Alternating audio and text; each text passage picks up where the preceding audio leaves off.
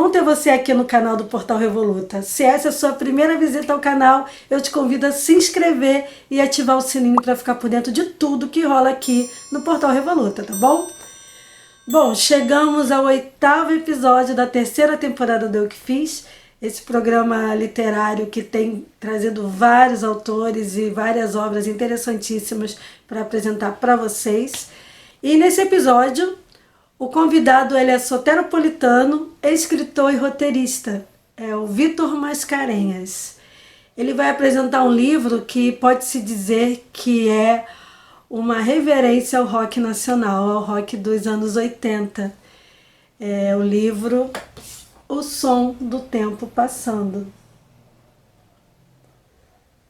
Bom, nesse livro aqui, o Vítor conta a história de alguns amigos que no passado tiveram uma banda juntos e se reencontram, né, no tempo presente e relembram um pouco de tudo que aconteceu.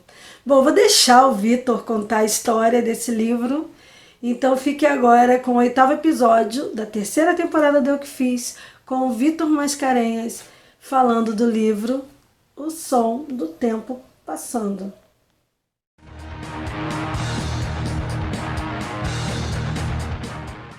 Esse é O Som do Tempo Passando, meu último livro e o tema da nossa conversa aqui hoje.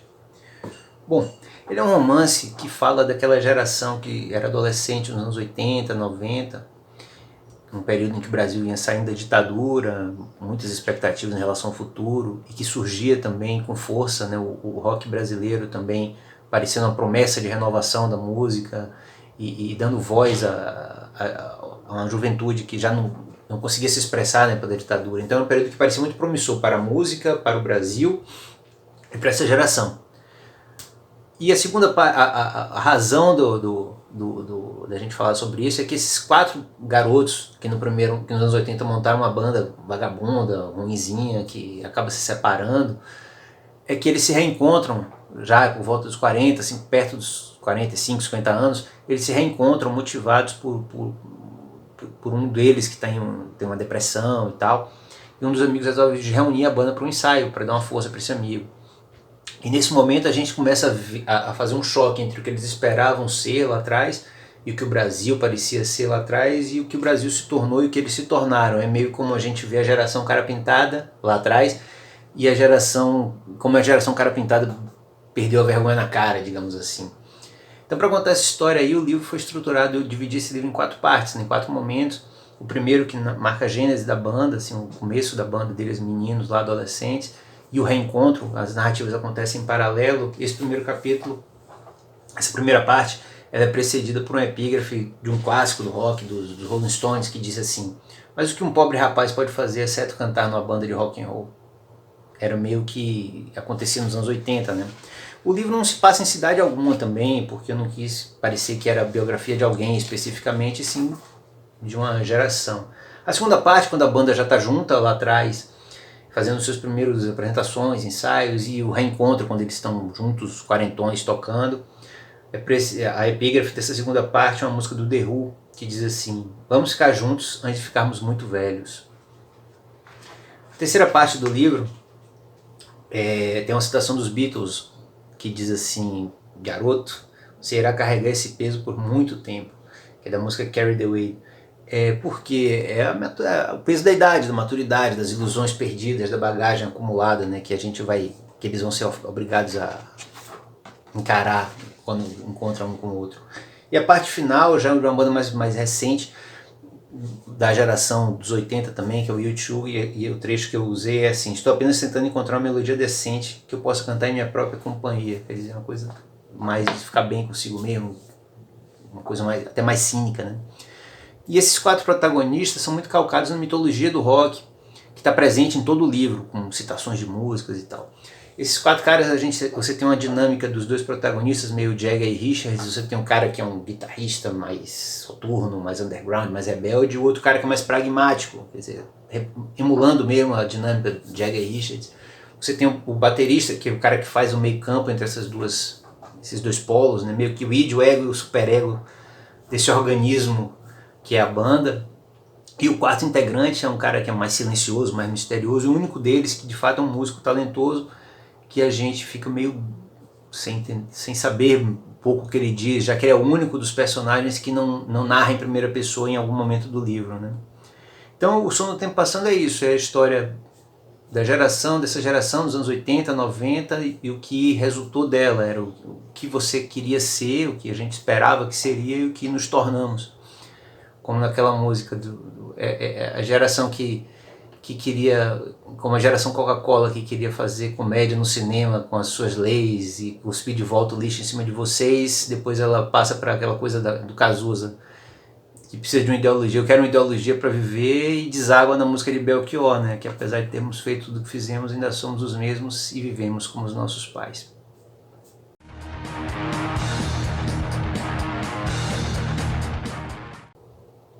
Acho que a grande inspiração desse livro aí veio de um tema que me interessa muito, e é muito recorrente no meu trabalho, que é a diferença entre quem a gente é de fato e quem a gente acha que é. No caso desse livro, entre o que essa geração dos anos 80, 90 imaginava que seria e no que ela se transformou. Porque assim, eu tenho observado muito no Brasil de hoje isso, muita gente que está nessa faixa dos 40, 50 anos não se reconheceria. A versão jovem dele não reconheceria esse cara que ele se transformou. Reacionário, ultraconservador e tal. Preconceituoso. Eu não imaginava que daria nisso, sabe? Então esse era a grande coisa que eu queria falar sobre. E aí, para construir essa história, veio a questão do rock, que também acabou sendo uma fonte de inspiração por conta de toda essa mitologia que tem no rock e tal, e pelo recorte específico do rock brasileiro, que surgia como uma coisa muito promissora, muito perigosa, né? No livro, inclusive, eu falo os episódios como, por exemplo, a música Bichos Escrotos dos Titãs, que era censurada pelo regime militar, né? O impacto que ela causava naquele momento que ela era proibida. E hoje ela está aceita, assimilada, e até criança em festa infantil é capaz de cantar, né? Então o livro, a grande inspiração veio disso, veio dessa observação do papel que essa geração executa hoje na sociedade e de como queria discutir, pensar um pouco sobre isso, fazer uma reflexão sobre isso e estimular que as pessoas fizessem essa reflexão também, para que as pessoas conhecessem um pouco, entendessem um pouco de onde a gente veio, né? E o que é que a gente fez de errado e está fazendo.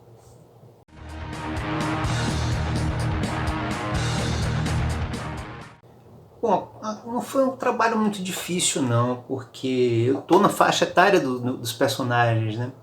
Então a construção do passado é uma amálgama de experiências pessoais, experiências de amigos, coisas que você sabe que aconteciam, enfim. O passado foi um pouco daí, de reminiscências minhas e de pessoas da minha geração, assim, e de coisas que eram comuns naquela época. E o presente também, os 4 personagens que estão por aí são pessoas comuns, é um traço também da minha literatura. Eu gosto muito de falar de gente comum, não do grande protagonista da vida, de coadjuvantes, que a maioria de nós somos, né, coadjuvantes. Então não foi um exercício muito grande não. Claro que no processo você acaba tendo que pesquisar. Você acaba tendo que pesquisar um pouco. Eu tive que voltar, ler muita coisa da época, pesquisar em revistas da época, ouvir outros artistas, e para construir esse universo mesmo que fosse fidedigno na reconstituição daquela época e que transportasse o leitor de fato para lá, para que a gente pudesse, na hora que a narrativa está no presente, sentir o impacto, o mesmo impacto que eles estão sentindo, que os personagens principais estão sentindo.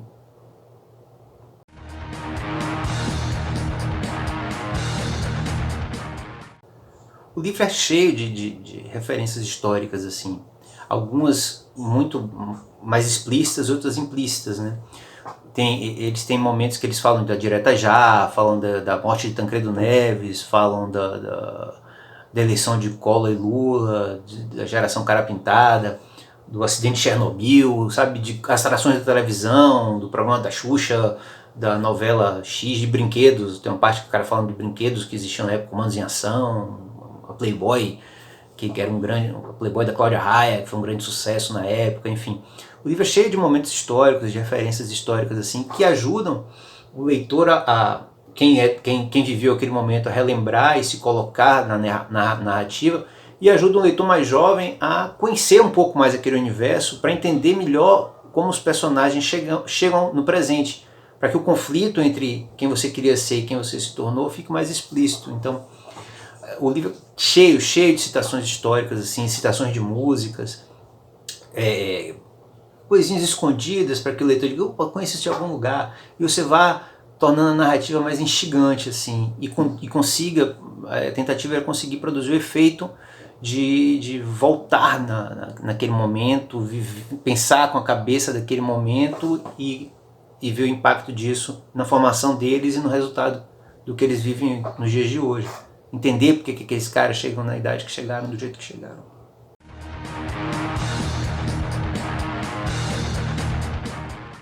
Sem dúvida que tem uma trilha sonora permeando o livro todo. E essa trilha sonora é muito, basicamente, do rock and roll. Clássicos dos anos 60, dos anos 70, dos anos 80, dos anos 90. Muitos deles inseridos na trama ali, nos personagens, nas falas, nas narrativas.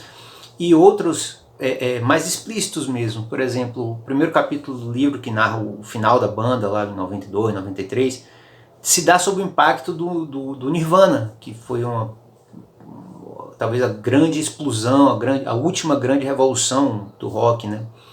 Então a banda, o fim da banda se dá sob o impacto do Nirvana, que serve tanto como um marcador temporal como uma trilha sonora também. E assim como em outros momentos-chave do livro, quando eles vão se apresentar num festivalzinho da escola e o professor pede que eles não cantem o palavrão que tem bichos escrotos e eles acabam cantando para mostrar como era o espírito rocker na época, né? Então durante todo o livro, a música está presente e às vezes mais explicitamente e outras vezes menos, mas você consegue montar uma playlist na sua cabeça tranquilamente. E isso ajuda na leitura, acho que deixa mais divertido as coisas.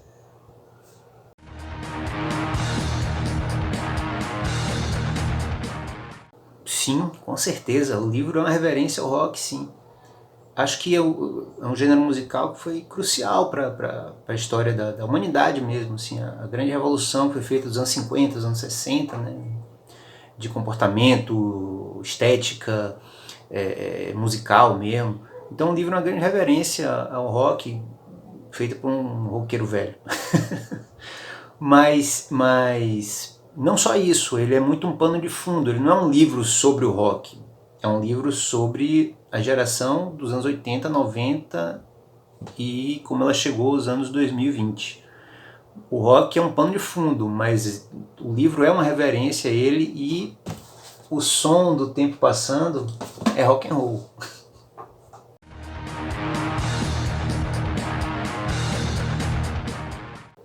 Bom, a criação do selo Cafeína, que não por acaso é o nome do meu primeiro livro, é tributária do espírito rock and roll mesmo, sobretudo punk rock, do faça você mesmo, né? O rock tinha muito isso, nos ensinou muito isso, a busca pela independência, pela autonomia, e era isso que eu buscava mesmo com o selo, você ter o controle total do seu trabalho. Desde o prazo de quando você vai lançar, a escolha da capa, da diagramação visual, do preço, da distribuição, eu ter todo o controle sobre o meu trabalho de fato.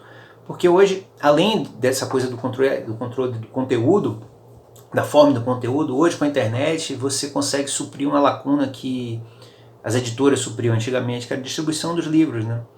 Você fazia o livro chegar nas livrarias. Como hoje com a internet você fala direto com o leitor vai no seu site, ele manda uma mensagem e tal, você consegue atingir o leitor sem necessariamente precisar estar numa editora.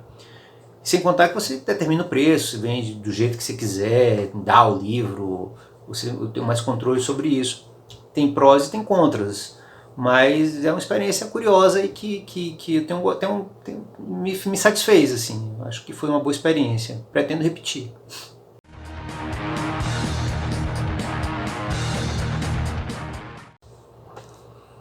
Essa é uma pergunta complicada. Eu nunca sei ao certo quando eu começo um livro. porque as ideias ficam aqui na minha cabeça, fermentando, e até o momento que eu acho que elas estão prontas para começarem a ser escritas. A gênese desse livro está nesse outro aqui. Está num conto que está nesse livro aqui, Um Certo Mal-Estar, que foi meu penúltimo livro. A história da banda, do fato que fez eles voltarem a pensar e se reunir, está contado naquele conto ali. Que eu achei que ainda podia render mais, e aí essa história estava na minha cabeça ainda, e vários fatos estavam acontecendo no Brasil e ao meu redor que fizeram que eu retomasse, seguisse essa história. Então, sobre o efeito temporal, digamos que essa história começou lá por 2010, 2011, por aí, até ficar pronta de fato em 2018, 2019. Acho que deve ter, entre idas e vindas aí, deve ter uns 8 anos de trabalho. Entre a ideia, entre começar a escrever e dar o livro por concluído.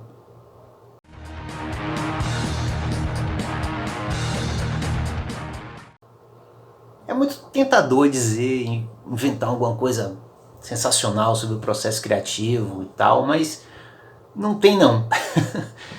Eu sento e escrevo, sabe? Eu tenho uma ideia e vou tomando anotações em bloquinhos, post-its e tal.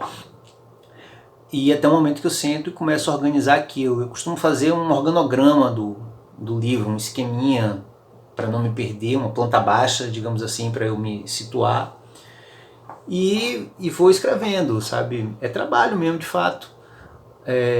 Lógico que em alguns momentos eu tenho algumas curiosidades que surgem. Às vezes eu travo e pego o violão aqui do lado e toco um pouquinho para destravar, ou procuro um filme que tenha um universo similar para me ajudar, ouço alguma coisa. Mas o meu processo criativo é muito operário mesmo, sabe? De sentar e escrever, e reescrever, enfim. Não tem nada muito curioso, não. É trabalho.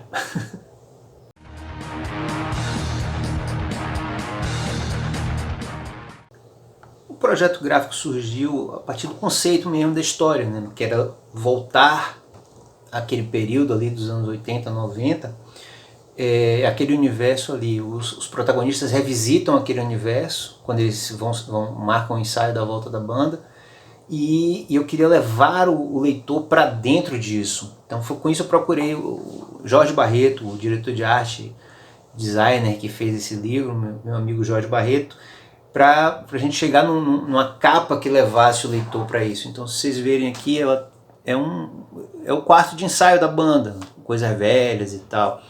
E um amplificador, a textura de um amplificador aqui no fundo. O livro tem 4 partes que também são marcadores, sabe, de coisas da época. Então você vê aqui um amplificador antigo, sabe, um amplificador antigo na primeira parte, um disco de vinil na outra parte, sabe? Então o livro, a ideia do projeto gráfico do livro é levar o leitor para esse universo ali, para que ele fosse para aquela garagenzinha, para aquele quartinho lá dos fundos onde a banda estava ensaiando. E acho que foi muito feliz, Jorge foi muito feliz nesse trabalho aqui.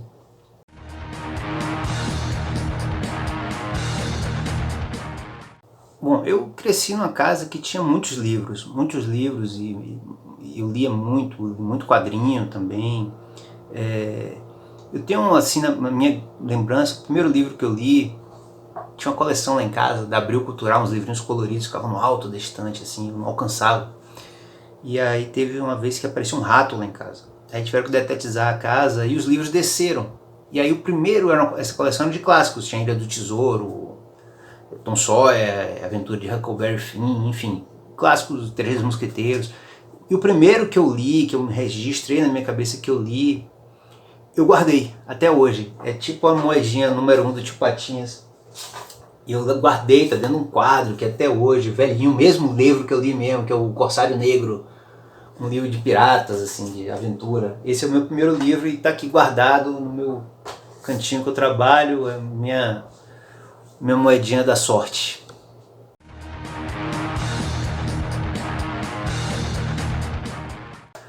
Bom, meu livro de cabeceira, Uma pergunta difícil de escolher um só, assim. Na minha cabeceira sempre tem muito livro. E já passou muito livro por lá.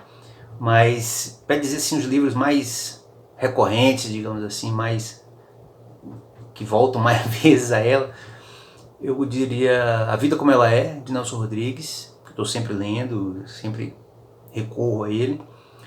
Memórias Póstumas de Brás Cubas, que eu acho espetacular, talvez um grande livro brasileiro, já li 3 vezes. O Estrangeiro, de Albert Camus, também é um livro muito eu revisitei algumas vezes. E alguns autores que sempre estão por lá, tipo Philip Roth, os brasileiros Reinaldo Moraes, Fausto Fawcett, é um cara que tem um enorme respeito pela literatura dele. Enfim, Kurt Vonnegut, não sei, tem muito livro na minha cabeceira, assim, mas se tivesse um incêndio, eu tivesse que salvar, acho que eu salvaria A Vida Como Ela É.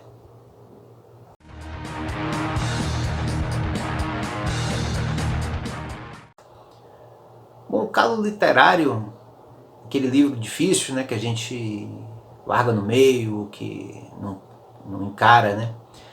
Eu colocaria hoje o Ulisses, de James Joyce, que é um livro que eu sei da importância dele e tal, mas já tentei desbravar ali, mas acho que ainda não está na minha hora, não. E o outro, assim, pelo tamanho da obra, assusta um pouco, é o Em Busca do Tempo Perdido, do Marcel Proust, que é muito livro, né? É uma odisseia grande, você tem que se dedicar bastante tempo para ler. Mas pretendo ler os dois ainda, tanto Proust quanto o Ulisses.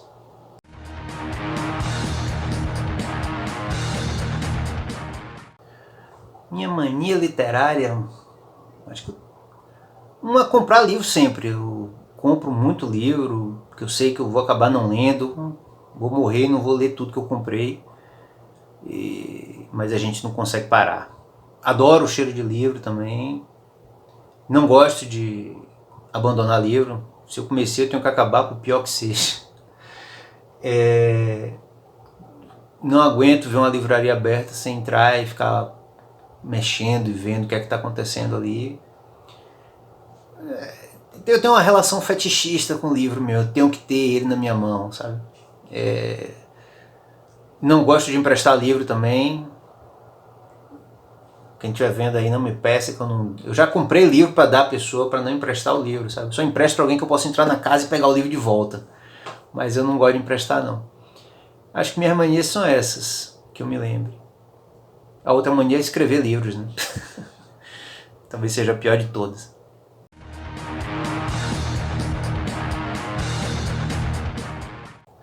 Tem muito escritor independente interessante hoje no país, assim. Acho que nunca se publicou tanto. E a gente sabe também que é difícil achar um livro no meio de tanto livro, né? Todo mundo brigando por um espaço, brigando para ser lido, eu inclusive. Então, como escritor baiano, vou ser bairrista e indicar alguém daqui. E vou trapacear um pouco, em vez de indicar um só, vou indicar esse livro aqui, ó, Soteropolitanos, uma coletânea com 28 autores. E aqui você tem uma amostra, uma boa amostra do que vem sendo produzido aqui em Salvador pela literatura baiana contemporânea. Então, minha dica de escritor independente são esses 28 que estão aqui no Soteropolitanos. Quem aí se reconheceu nessa narrativa, nessa coisa de ter banda na adolescência, de reencontrar amigos do passado e reencontrar amigos que gostam de música e resgatar essas histórias de quando se era mais jovem? Bom, eu me reconheci. Vivi um pedacinho aí desses anos 80, né, na minha pré-adolescência. É bem legal isso. Essa narrativa aí que o Vitor traz pra gente, falando desse recorte histórico, né? Não só cultural, mas até mesmo político, né? Eu quero agradecer demais ao Vitor por ter me enviado o livro. Adorei. Essa capa é sensacional. Já te faz dar uma viajada no tempo, né? E vou ler com muito carinho, né? Li alguns trechos, mas eu preciso ler ele inteiro. Mas obrigada demais. e por registrar isso, tá bom? Quem ficou interessado aí em conhecer o som do tempo passando e as movidas que o Vitor tem com a cafeína, produção de conteúdo, eu vou deixar aqui o link, né, para conhecer o trabalho do Vitor e da Cafeína Produções, e na descrição do vídeo, na parte escrita lá embaixo, tem todos os links para poder adquirir o livro e seguir o Vitor nas redes, tá bom? Bom, e a minha dica para esse episódio pega carona nessa atmosfera analógica do Vitor, né, dos anos 1980 que ele trouxe com o som do tempo passando, e eu vou indicar 2 sebos. Sim, 2 sebos. Eu amo passear por sebos, mas em tempos pandêmicos a gente não tá podendo, né, sair de casa, se aglomerar, ir a sebos e fazer essas visitinhas que tanto mexem com a gente que ama literatura e gosta de fuçar naquelas estantes, né, dos sebos. Eu trouxe aqui 2 sebos, como eu falei. Na verdade, um deles é a junção de vários sebos ao redor do Brasil, que é o Estante Virtual. Estante Virtual, eu já tenho experiência com a Estante Virtual, porque eu já comprei livro lá. E também na Bienal do Livro, aqui no Rio de Janeiro, uma vez eu troquei livros que eu tinha por livros que a Estante Virtual levou para poder fazer uma campanha, né? Para que as pessoas conhecessem mais a plataforma e pudessem trocar livros. Então eu usufruir dessa ideia maravilhosa da Estante Virtual.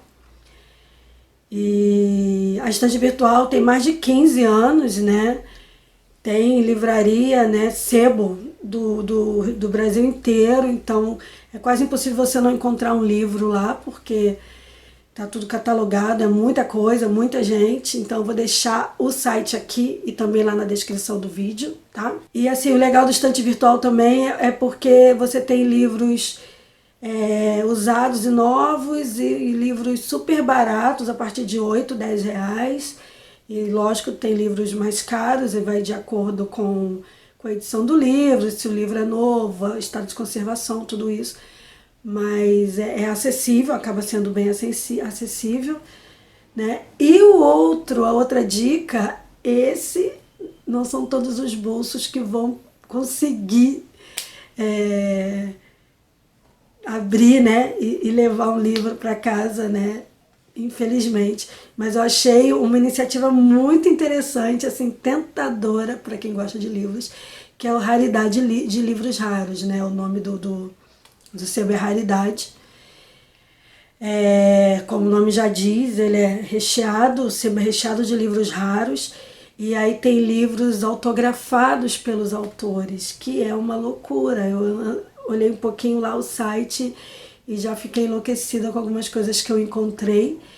E livros raríssimos você encontra lá, edições raríssimas, porque às vezes não basta só ser o livro, né? É o livro, a primeira edição, né? A segunda edição ou uma edição comemorativa, enfim. Tem tudo lá, é um site também bem completinho. Esse eu ainda não tive